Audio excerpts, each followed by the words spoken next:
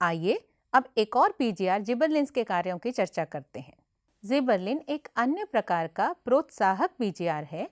100 से अधिक जिबरलिंस की सूचना विभिन्न जीवों से आ चुकी है, जैसे कि कवकों और उच्च पादपों से।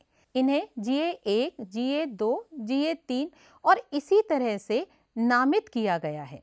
हालांकि GA3 वह जिबरलिन है जिसकी सबसे पहले खोज की गई और अभी भी सभी से अधिक सघनता से अध्ययन किए जाने वाला स्वरूप है। सभी GA अम्लीय होते हैं। ये पौधे में एक व्यापक दायरे की कायकीय अनुक्रिया देते हैं। ये अक्ष की लंबाई बढ़ाने की क्षमता रखते हैं, अतः अंगूर के डंठल की लंबाई बढ़ाने में प्रयोग किए जाते हैं। जिबरलिन्स उपचार द्वारा वाणिज्यिक पैमाने पर बीज रहित और बड़े आकार के अंगूरों का उत्पादन किया जाता है। जिबरलिन अंगूर के डंठल को काफी बढ़ा देते हैं, जिससे अंगूर के गुच्छों में विस्तार करने के लिए अंगूर को काफी स्थान मिल जाता है। जिबरलिन सेब जैसे फलों को लंबा बनाते हैं ताकि वह उचित रूप ले सकें। गन्ने में गन्ने की चीनी सुक्रोज को इंटरनोड के पैरेन्काइमा कोशिकाओं में संग्रहित किया जाता है। जिबरलिन इंटरनोड के बढ़ाव को उत्तेजित करते हैं। जिबरलिन के साथ गन्ने की फसल को स्प्रे करने से गन्ने की वृद्धि और चीनी के पैदावार में वृद्धि होती है। ये जरावस्था को भी रोकते हैं ताकि फल पेड़ पर और अधिक समय तक लगे रह सकें और बाजार में मिल सकें। ये हार्मोन फलों को पकने को धीमा कर देते हैं और ये हार्मोन और उनके अवरोधक फलों के परिवहन के दौरान पकने में देरी के लिए उपयोगी होते हैं, जब फलों को दुकानों में प्रदर्शित किया जाता है। GA3 आसव अर्थात शराब उद्योग में माल्टिंग की गति बढ़ा देता है। GA छिड़कने पर किशोर शंकु वृक्षों में परिपक्वता तीव्र गति से होती है, अतः बीज जल्दी से तैयार हो जाता है। सर्दियों के मौसम में कम तापमान होने पर ही द्विवार्षिक पौधे पुष्पन करते हैं। इस तरह के पौधे हालांकि जिबरलिन उपचार के बाद पुष्पन करते हैं, भले ही उन्हें उपयुक्त तापमान प्राप्त ना हो। इस प्रकार जिबरलिन उपचार द्वारा द्विवार्षिक पौधों को एक ही वर्ष में पुष्पन करवाया जा सकता है। जिबरलिन पुष्पन को बढ़ावा देते हैं, जिसके परिणाम स्वरूप पुष्पन की वृद्धि की गति के कारण अधिक आर्थिक रूप से लाभदायक फूलों को बेचा जा सकता है। अधिक आकर्षक फूल और बड़े नमूने भी निर्मित होते हैं। जिबरलिन चुकंदर, पत्ता गोभी एवं अन्य रोजेटी स्वभाव वाले पादपों में बोल्टिंग पुष्पन से पहले अंतर पर्व का दीर्घीकरण को बढ़ावा देते हैं।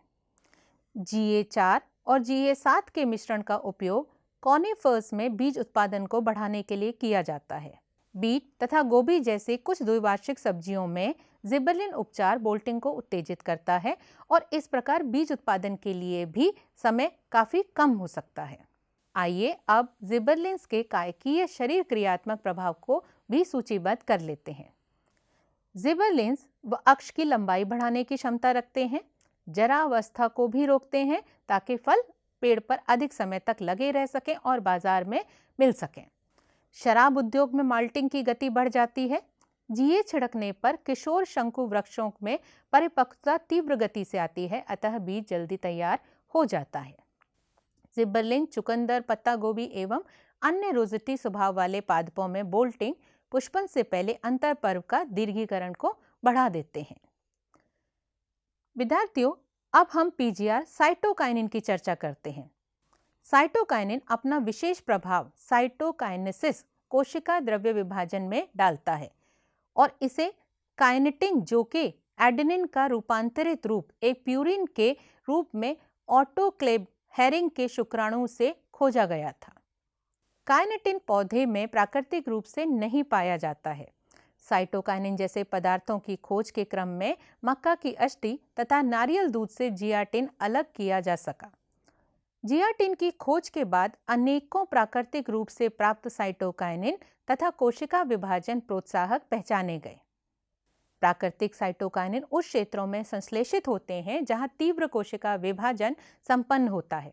उदाहरण के लिए मूल शिखाग्र, विकासशील प्ररोह कलिकाएं तथा तरुण फल आदि। आइए अब हम साइटोकाइनिन के कायकीय शरीर क्रियात्मक प्रभाव की सूची पर नजर डालते हैं। साइटोकाइनिन पौधों में कोशिका विभाजन में सहायक होता है और उसे नियंत्रित करता है। यह नई पत्तियों में हरित लवक पार्श्व प्ररोह वृद्धि तथा अपस्थानिक प्ररोह संरचना में मदद करता है। साइटोकाइनिन शिखाग्र प्रधान्यता से छुटकारा दिलाता है। वे पोषकों के संचारण को बढ़ावा देते हैं, जिससे पत्तियों की जरावस्था को देरी करने में मदद मिलती है। विद्यार्थियों, आपने कभी अवलोकन किया होगा कि फलों की टोकरी में यदि एक फल अधिक पका हुआ हो तो बाकी फलों को भी वो जल्दी पका देता है और बहुत बार खराब ही कर देता है। ऐसा एक पीजीआर की वजह से होता है जिसका नाम है इथिलीन। आइए अब हम इसके विषय में चर्चा करते हैं। इथिलीन या एथिलीन एक साधारण गैसीय पीजीआर है। यह जरावस्था को प्राप्त होते ऊतकों और पकते हुए फलों के द्वारा भारी मात्रा में संश्लेषित की जाती है। इथिलीन पौधे की अनुप्रस्थ क्षैतिज वृद्धि, अक्षों में फुलाव एवं द्विबीज नव उद्भिदों में अंकुश संरचना को प्रभावित करते हैं। फलों के पकने के दौरान यह श्वसन की गति की वृद्धि करता है। श्वसन वृद्धि में गति की इस बढ़त को क्लाइमैक्टिक श्वसन कहते हैं। एथिलीन जरावस्था एवं विलगन को मुख्यतः पत्तियों एवं फूलों में बढ़ाती है। यह फलों को पकाने में बहुत प्रभावी है। एथिलीन बीज तथा कलिका प्रसुप्ति को तोड़ती है। मूंगफली के बीज में अंकुरण को शुरू करती है तथा आलू के कंदों को अंकुरित करती है। एथिलीन गहरे पानी के धान के पौधे में पर्णवृंत को तीव्र दीर्घीकरण के लिए प्रोत्साहित करता है। यह पत्तियों तथा प्ररोह के ऊपरी भाग को पानी के ऊपर रखने में मदद करता है। इसके साथ ही एथिलीन मूल वृद्धि एवं मूल रोमों को प्रोत्साहित करती है, अतः पौधे को अधिक अवशोषण क्षेत्र प्रदान करने में मदद करती है। एथिलीन अनानास को पुष्पित होने में और फल समकालिकता में सहायता करता है। इसके साथ ही आम को पुष्पित होने के लिए भी प्रेरित करता है। एथिलीन अनेक कार्यकी प्रक्रियाओं को नियमित करता है, अतः यह कृषि में सर्वाधिक इस्तेमाल की जाने वाली पीजीआर है। सर्वाधिक व्यापक तौर पर इस्तेमाल होने वाला यौगिक एथिफॉन है। एथिफॉन जलीय घोल में आसानी से अवशोषित तथा पौधे के अंतर्गत संचारित होता है और धीरे धीरे एथिलीन मुक्त करता है। एथिफॉन टमाटर एवं सेब के फलों को पकाने की गति को बढ़ाते हैं। आपने भी शायद कभी कच्चे फलों को जैसे आम को एथिफॉन के प्रयोग से पकाया होगा। एथिलीन फूलों एवं फलों में विलगन की तीव्रता को बढ़ाते हैं। खीरों में मादा पुष्पों को बढ़ावा देता है, जिससे फसल की पैदावार में वृद्धि होती है। आइए अब हम एथिलीन के कायकीय शरीर क्रियात्मक प्रभाव को भी सूचीबद्ध कर लेते हैं। एथिलीन बीज तथा कलिका प्रसुप्ति को तोड़ती है, मूंगफली के बीज में अंकुरण को शुरू करती है और आलू के कंदों को अंकुरित करती है। एथिलीन गहरे पानी के धान के पौधों में पर्णवृंत को तीव्र दीर्घीकरण के लिए प्रोत्साहित करती है। यह पत्तियों तथा प्ररोह के ऊपरी भाग को पानी के ऊपर रखने में मदद करती है। एथिलीन मूल वृद्धि एवं मूल रोमों को प्रोत्साहित करती है। एथिलीन जरावस्था एवं विलगन को मुख्यतः पत्तियों और फूलों में बढ़ाती है। यह फलों को पकाने में बहुत प्रभावी है। एथिलीन अनानास को पुष्पित होने तथा फल समकालिकता में सहायता करती है और इसके साथ ही आम को भी पुष्पित होने में प्रेरित करती है। जैसा कि पहले बताया जा चुका है कि एब्सिसिक एसिड की खोज विलगन एवं प्रसुप्ति को नियमित करने के लिए उसकी भूमिका के लिए हुई थी, लेकिन अन्य दूसरे पीजीआर की भांति यह भी पादप वृद्धि एवं परिवर्धन में व्यापक दायरे में प्रभाव डालता है। यह एक सामान्य पादप वृद्धि तथा पादप उपापचय के निरोधक का काम करता है। एबीए का उत्पादन कुछ पादप रोगजनक कवक द्वारा भी किया जाता है, जो पौधों में जैव संश्लेषण से अलग एक जैव संश्लेषण मार्ग के माध्यम से होता है। सर्दियों की तैयारी में एबीए को टर्मिनल कलियों में उत्पादित किया जाता है। यह बाह्य त्वचीय पट्टिकाओं में रंध्रों के बंद होने को प्रोत्साहित करता है और पौधे को विभिन्न प्रकार के तनावों को सहने हेतु क्षमता प्रदान करता है। इसी कारण इसे तनाव हार्मोन भी कहा जाता है। एबीए बीज अंकुरण का निरोध करता है। यह पौधे की वृद्धि को धीमा कर देता है और ठंड के मौसम में सुप्त कलियों को बचाने के लिए लीफ प्राइमोर्डिया को विकसित करता है। एबीए संवहनी कैम्बियम में कोशिकाओं के विभाजन को भी रोकता है। प्राथमिक विकास को निलंबित करके सर्दियों में ठंड की स्थिति को समायोजित करता है। एबीए बीज के विकास, परिपक्वता, प्रसुप्ति आदि में महत्वपूर्ण भूमिका निभाता है। प्रसुप्ति को प्रेरित करने के द्वारा ABA बीज को जल शुष्कन तथा वृद्धि के लिए अन्य प्रतिकूल परिस्थितियों से बचाव देता है। मिट्टी में पानी की क्षमता की कमी और अन्य स्थितियों में पौधे को तनाव हो सकता है, जिसके जवाब में जड़ों में एब्सिसिक एसिड भी उत्पन्न होता है।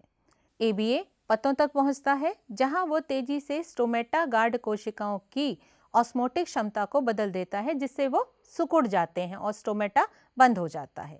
ABA से प्रेरित स्टोमेटल क्लोजर वाष्पोत्सर्जन स्टोमेटा से पानी का वाष्पीकरण को कम करता है। इस प्रकार पानी की कम उपलब्धता के कारण पत्तियों से पानी की अधिक नमी को जाने से रोकता है। बहुत सारी परिस्थितियों में ABA GAS के लिए एक विरोधक की भूमिका निभाता है। आइए अब हम ABA के कायकीय शरीर क्रियात्मक प्रभाव की सूची पर एक नज़र डालते हैं। यह बाह्य त्वचीय पट्टिकाओं में रंध्रों के बंद होने को प्रोत्साहित करता है और पौधे को विभिन्न प्रकार के तनावों को सहने हेतु क्षमता प्रदान करता है। इसी कारण इसे तनाव हार्मोन भी कहते हैं। ABA बीज अंकुरण का निरोध करता है।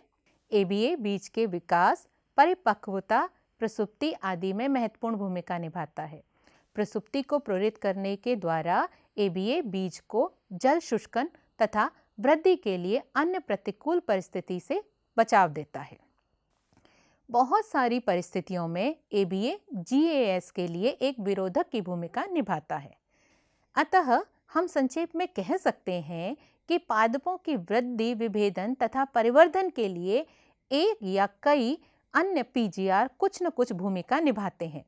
ये भूमिकाएं व्यक्तिगत, निजी या योगवाही हो सकती हैं। इसी तरह पौधे के जीवन में कई घटनाएं होती हैं जहां एक से ज़्यादा PGR मिलकर घटनाओं को प्रभावित करते हैं। उदाहरण के लिए बीज या कली का प्रसुप्तीकरण, विलगन, जरा अवस्था, शिखर प्रभुत्व आदि। PGR की भूमिका एक तरह के आंतरिक नियंत्रण में है। तो आज के सत्र में इतना ही।